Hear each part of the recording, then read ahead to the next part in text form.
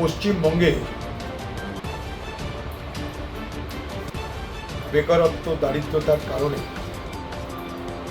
হাজার হাজার নাই লাখ লাখ পরিযায়ী শ্রমিক তারা রুটি রুজির সন্ধানে সারা ভারতবর্ষে বিভিন্ন জায়গায় রোজগার করতে বেরিয়ে পড়ে। সেই জায়গায় দাঁড়িয়ে আমরা দেখতে পাচ্ছি বাংলাদেশি চিহ্নিতকরণের নামে বাংলার যারা পরিযায়ী শ্রমিক তাদের উপরে এক ধরনের অত্যাচার নেমে আসছে, ভয় ভীতি দেখানো হচ্ছে এবং বাইরের যে সমস্ত রাজ্য, সেই সমস্ত রাজ্য যেগুলো বিজেপি শাসিত রাজ্য, সেই বিজেপি শাসিত রাজ্যতে আমরা এই ঘটনা অত্যাধিক পরিমাণে দেখতে পাচ্ছি। সেখানকার প্রশাসনের লোকেরা তারা বাংলা দেশি বাঙালি আর বাংলাভাষী পশ্চিমবঙ্গের বাঙালি এই দুয়ের ফারাক তারতম্য করতে পারছে না। বাংলাদেশি আর বাংলাভাষী এই দুইকে তারা গুলিয়ে ফেলে যারা পশ্চিমবঙ্গের স্থানীয় বাসিন্দা রুটির জন্য পরিযায়ী শ্রমিক হয়ে তারা বাইরে এসেছে, বাইরে পরিযায়ী শ্রমিক হয়ে তারা রোজগার করছে, তাদের উপরে জুলুম নেমে আসছে।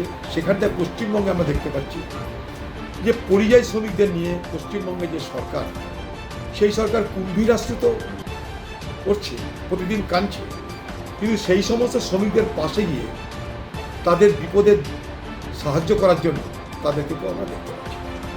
তো যখন পশ্চিমবঙ্গে আমরাও রাজনীতি করি, আমাদের কাছে খবর আসছে যে মুর্শিদাবাদ, মালদা, দিনাজপুর থেকে আমার ভাই বিদ্যর্ষে আমাদের এমএলএ ছিল, তার এলাকার লোক, নদিয়া, সারা পশ্চিমবঙ্গের হাজার হাজার লক্ষ লক্ষ মানুষের উপরে এই অত্যাচার নেমে আসছে। তখন আমরা মনে করছি আমাদের তাদের কাছে দাঁড়াতে হবে। সেই সুবাদে আমরা আজকে হরিয়ানার পানিপথে এসেছি।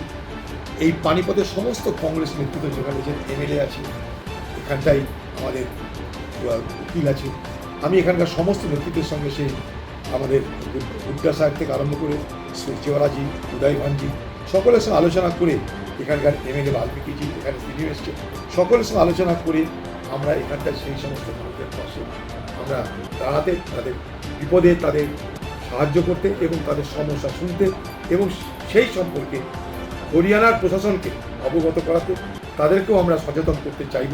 কারণ হরিয়ানা আজকে যে শিল্প বলুন, উদ্যোগ বলুন, হরিয়ানার যে রোজগার, সেই রোজগার আজকে বাঙালি শ্রমিকদের অনেক বড় ভূমিকা আছে। সেই বাঙালি একটা আমি কারখানায় গেছিলাম, সেখানকার কারখানার মালিক বলছে যদি এখানে বাঙালি শ্রমিকরা না আসে আমাদের কারখানাটাই বন্ধ হয়ে যাবে, আমাদের রোজগার সব বন্ধ হয়ে যাবে, একটার পর একটা কারখানা বন্ধ হয়ে যাবে। তাহলে পশ্চিমবঙ্গে কত বাঙালি আসে পরিযায়ী শ্রমিক হিসাবে, যে এখানটায় তাদের রোজগার শুধু নিজের হয় না, এখানকার শিল্পকেও তারা বাঁচিয়ে দেবে। তো সেইভাবেই আজকে তাদের পাশে দাঁড়ানো আমাদের মনে হয়েছে এটা আমাদের নৈতিক দায়িত্ব, তাদের পাশে দাঁড়াতে এসেছি। অকারণে পশ্চিমবঙ্গে ভোটের আগে বাঙালির জন্যে, পরিযায়ী শ্রমিকের জন্য কুম্ভীরাস্ত্র আমরা না বার করে সেই সমস্ত মানুষের বিপদে তাদের পাশে দাঁড়ানোর সিদ্ধান্ত নিয়েছি। এটাই করা। सर पिछले